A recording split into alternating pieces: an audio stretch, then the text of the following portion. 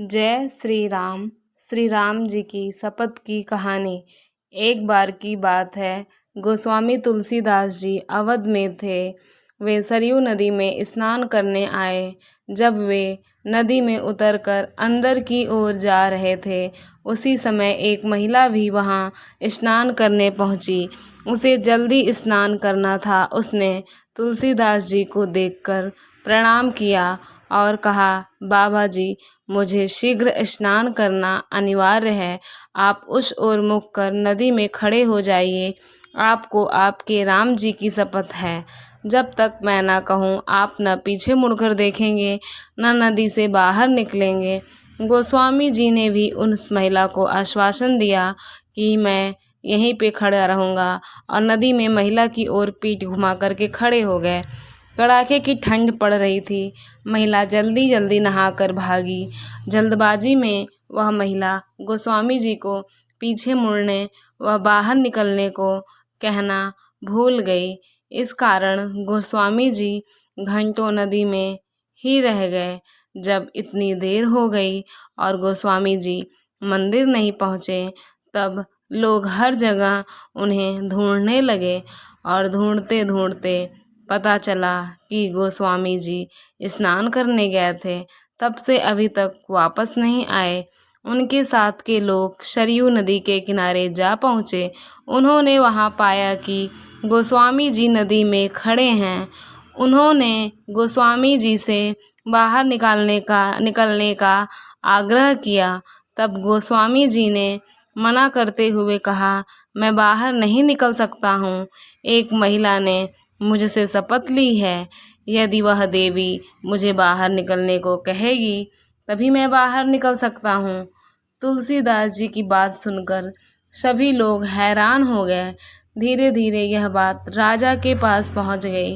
राजा कुछ समझ नहीं पाए। वह शीघ्र ही गोस्वामी जी के पास पहुँचे।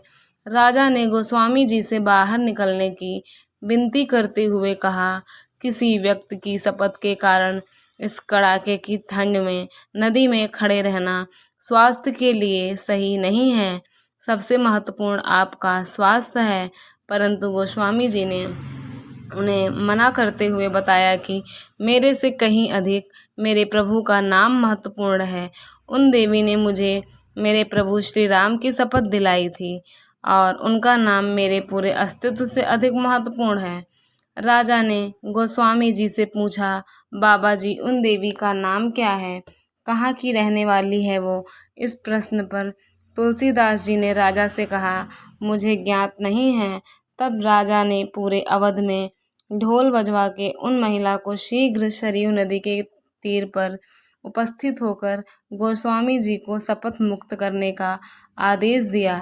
उन महिला को जैसे ही अपनी गलती का आभास हुआ, वे दौड़ती हुई नदी के तट पर जा पहुंची।